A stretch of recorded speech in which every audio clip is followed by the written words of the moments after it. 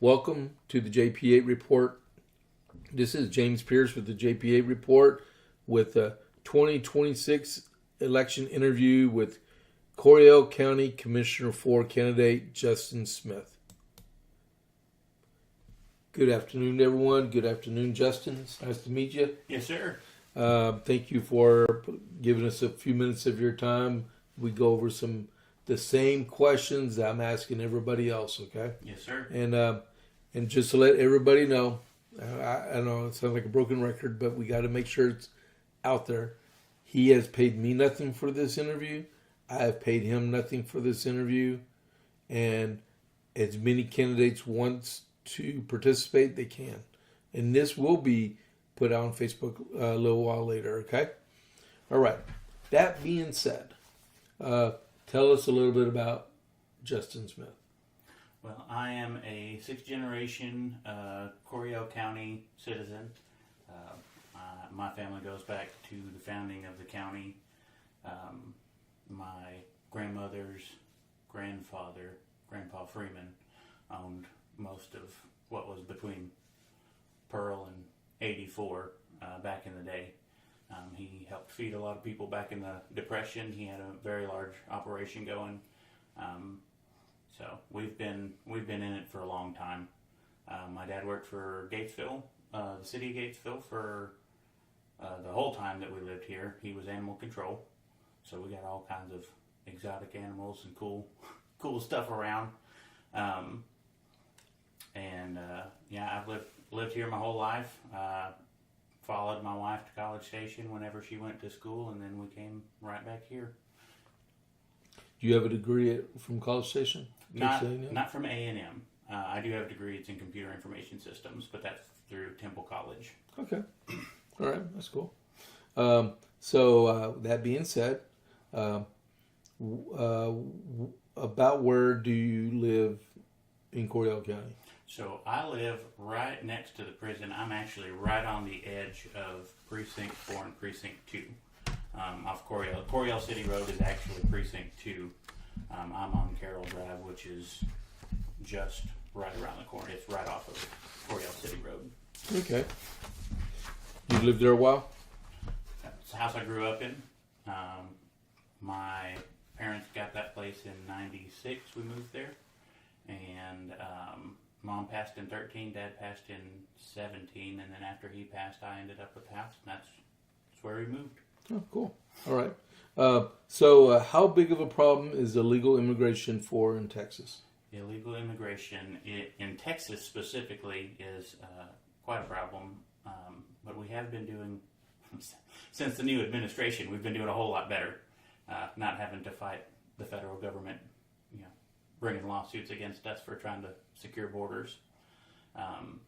Coryell County specifically, I don't know quite the impact there, but I do know, there's a lot of illegals that receive assistance with housing, with food stamps, with all kinds of things like that could go to our own citizens that are here legally and that actually need the help. There are people that actually need that help. Mm-hmm. And I do believe sheriffs and ICE all signed agreements to cooperate with each other too. Yes. Are you pro-life? Absolutely. From the moment of conception, you are a soul and you are a child of God, and at that point, you are someone. Okay. So about the Republican Party stuff here, Abraham George, the RPT chair, has been trying to close the Republican primary for a while, and he's engaged in a legal lawsuit right now to try to get it closed against Jane Nelson. She's our Secretary of State. And so do you support closing primaries? I do. There's a lot of nuance to that. Definitely in like federal elections, governor and things like that, I think that it is imperative that we have good candidates running. Not that we shouldn't in local, but I think that there's a lot more ability for flooding elections if you're looking on a state or a federal level, because if you're not closed at that point. You can have people come in and Exactly. vote for a worse candidate, make themselves look better. Coryell County, we don't hardly ever have Democrats that run. So the only issue I see there is, in a place as red as Coryell County, and I mean it goes both ways. If you're looking in a blue county too, I think that people should be able to voice their opinions. So if your only candidates are of a certain party, I think you should be able to vote, but not necessarily in the primary, if that makes sense. Well, not in the primary, right? Yeah. There's only 17 states in the United States that have open primaries. Yeah. And we're one of them. Yeah. Okay. Hopefully not very long. Yeah. Do you support campaign finance reform? Absolutely. I think every dollar that comes in and goes out needs to be tracked. We need to see who has been funding whom and where those dollars are coming from. That needs to all be transparent. That's a big thing that I've been campaigning on is transparency, especially with financials. When you're looking at something like, especially on higher levels, you've got corporations and massive companies that are able to get people in there and have biased opinions because they're getting paid lots of money. The one you just filed a couple of days ago. Mm-hmm. I'm not going to ask you if you filed or not. I'm going I to assume did. you did. I did. That has to be posted by the tax assessor collector. That's who you turn it into. Right. For 5 years. Yep. It's got to be online. That's a new law as of last year. Yeah. I had to turn one That's in good. because I have some money left over from my campaign that when I last ran for office, and I didn't spend it all. I should have, but I had to turn one in every 6 months until I disposed of the money. Yeah. But yeah, you have to. It has to be published on the internet for 5 years. Yeah. What does Justin think about term limits? I think that's necessary. I think that as far as having someone in office, I think the longer you're there, the more complacent you can get, and that's with any job, not just an elected position. But you figure things out, and you know how to do things a little easier and a little more efficient. Sometimes you know the things that you can get away with better. Well, what would you be comfortable with as a county commissioner? On a local level, maybe 3. 3 terms, 12 years. Yeah, probably 3. Okay. Two if people really really thought that was something that needed to be done. But yeah, I think that 3 is probably a good spot. A lot of people on that go with the 4-year terms. They think, well, 2 terms is good. Because they want to emulate what the president does. And Right. stuff. Except for FDR. He's not a Republican either. Let's see. If you were king for a day and could make a policy happen or be repealed, what one issue would you choose? Probably property taxes. Just do away with them. How would you fund local government if you did away with? So people do. A big left talking point is taxing the rich, which I don't. And historically, anything that is only for the rich comes down to the regular people eventually. Right. So, but I will say sales tax, and that's something that actually Governor Abbott is running on this campaign, is basically getting as close as possible to not having property taxes whatsoever. Sales tax can help with a lot of that. And the economy in Texas specifically is doing so well. Most of that can be funded by sales tax. Right. And that would be generating as much economic activity inside the state as possible. Right. I was told a long time ago that you should not rely on property tax. You should rely on sales tax. The only way you do that is build your economic base inside your municipality where you are serving. Right. Yeah. And you could do that as well as up there at the county, as well as in Copperscove too. Right. And in Gatesville. Absolutely. And Oglesby. Yeah. Okay. Yeah, you can do that in Oglesby. No offense, Oglesby. I know you're a small town. We all started small. What one part of county, I can't believe I said that. I'm so sorry. What one part of county government would receive more attention if you were elected? Come to my aid on that one, please. The budget as a whole. I think the budget has been, it's just something that has to be done. I don't think it's been looked at intensely enough, and I don't think that things have been thought out in a long-term perspective for several years, and it's come back to bite us. So that's what I would focus on mostly. Like in what aspect? As far as, well, you were talking about with the budget and stuff. What one part of the budget you think it needs to be worked on the most? Because as you do know that different departments, right? Each department presents their budget to the commissioners, and you may not have too much input on that, right? Yeah, I think and they did in the tax hearings back in September. There was a lot of backlash on that, and they sat through and went line item by line item and said, this is, I think, what we need to do. But I think that needs to be I think a lot of the issue comes with not having a good standing relationship or a relationship at all with some of the department heads. So that's one area where you can go in and you can make sure that you've got a good relationship with these people, and you can say, hey, look, I saw your budget,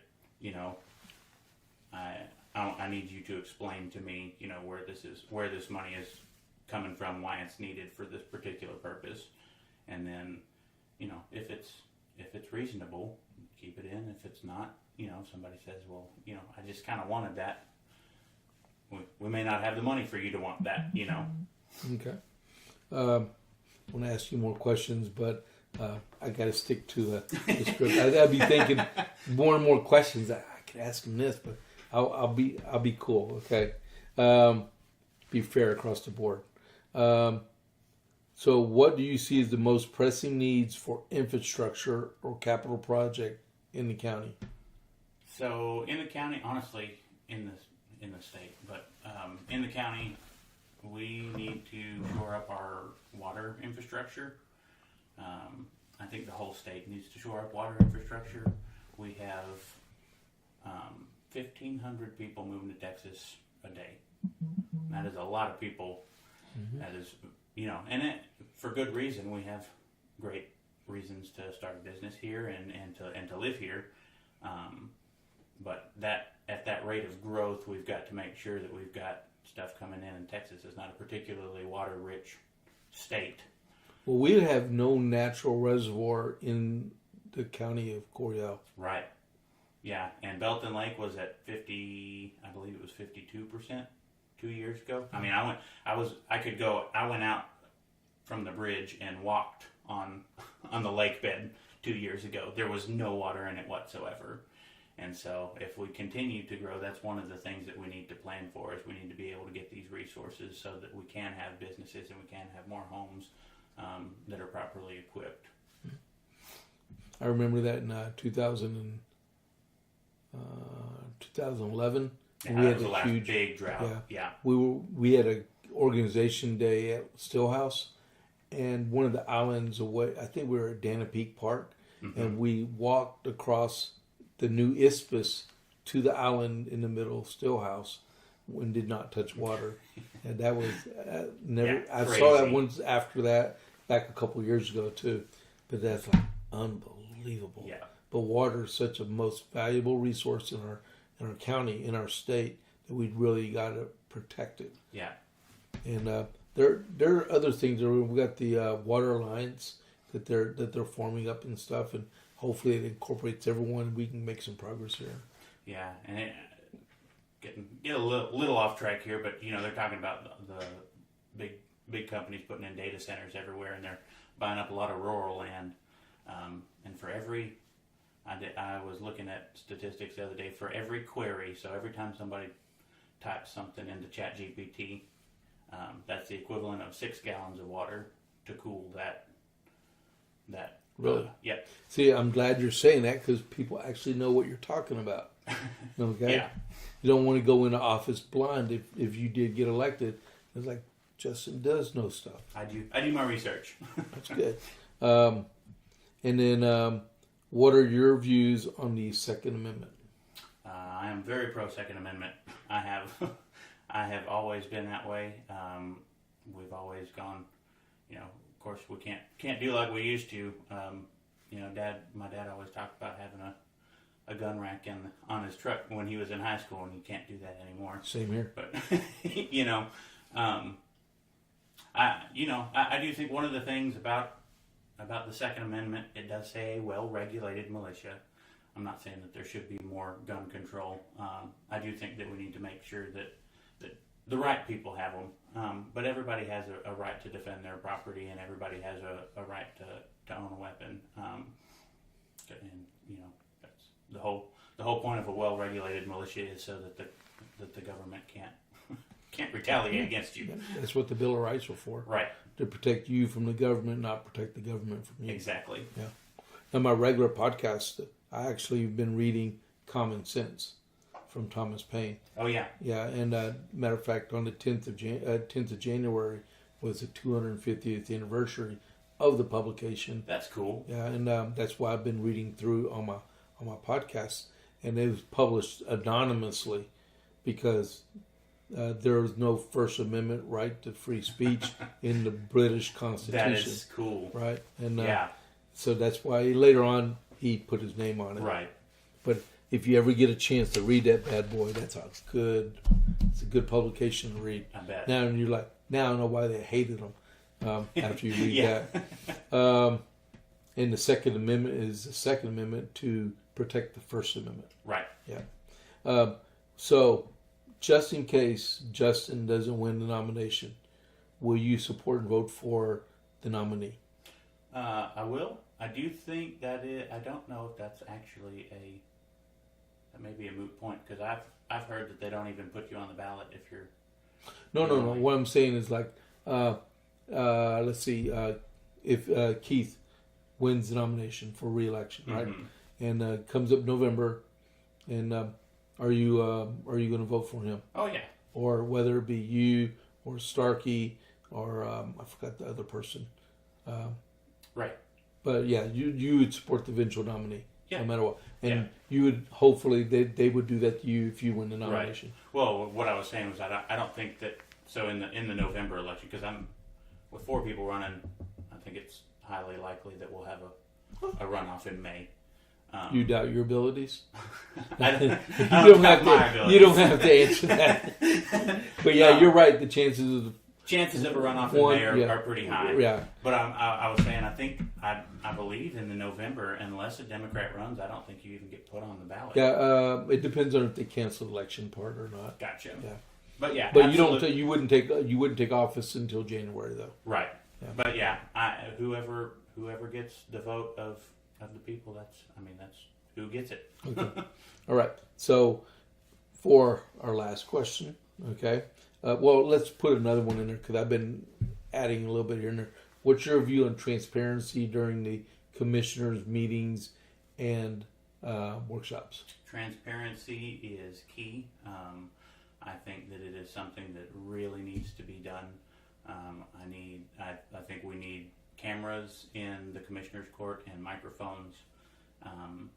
You can hear what somebody says, but if somebody's rolling their eyes or if they're falling asleep during commissioner's court or whatever, whatever it may be, I think people deserve to know, what they're getting out of the courts. That is something that I think really needs to be done.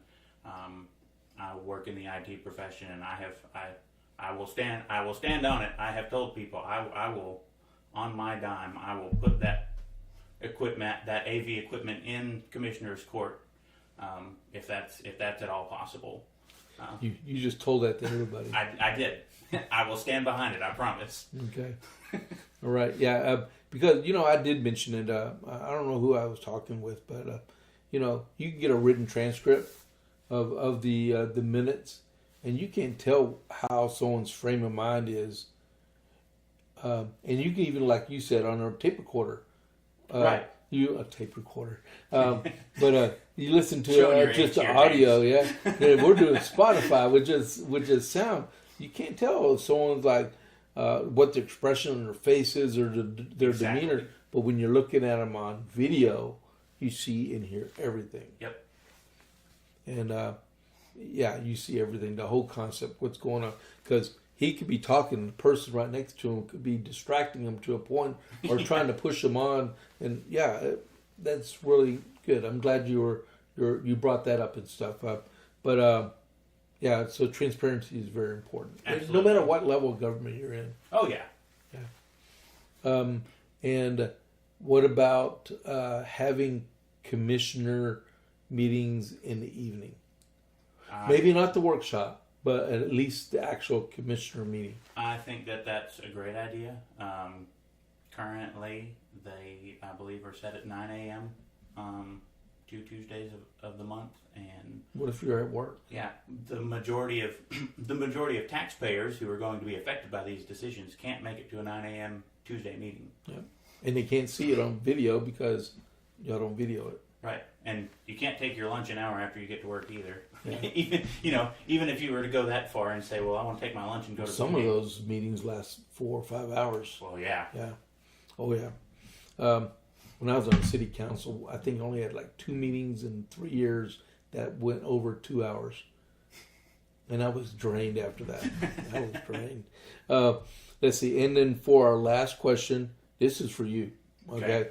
Explain as long as you want and how thorough you want why you want to be county commissioner number 4.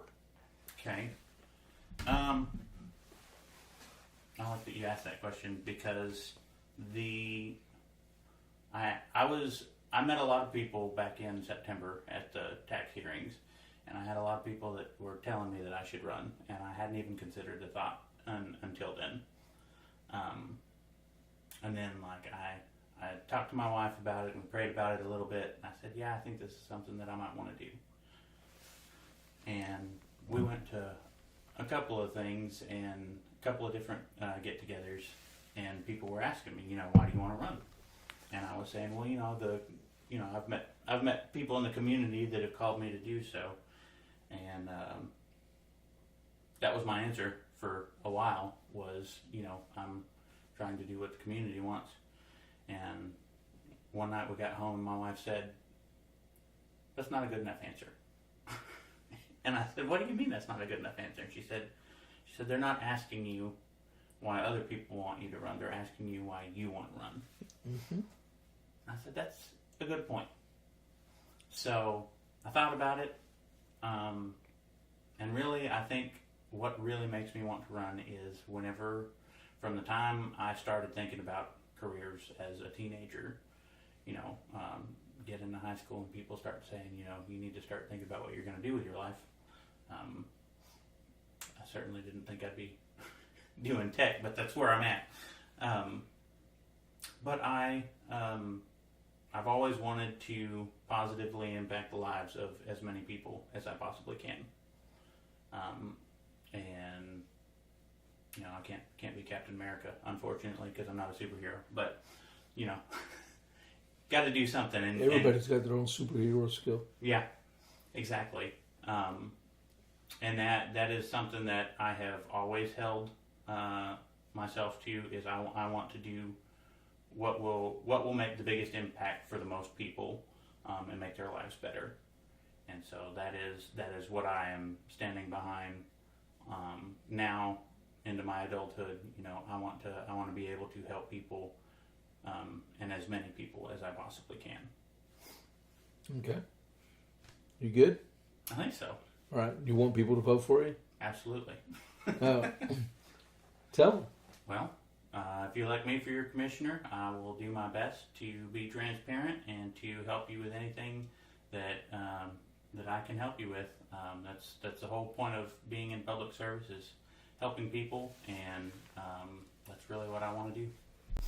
All right. So, thank you all for tuning in today. Don't forget, if you're not a follower of the JP8 Report, hit that follow button And then right next to it, hit that like button, please. Okay. And thank y'all very much for tuning in.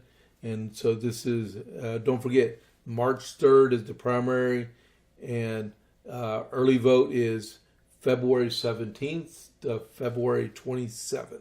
Yep. All right. So this is James Pierce with the JP8 Report. I'll catch you on the flip side. I'm out.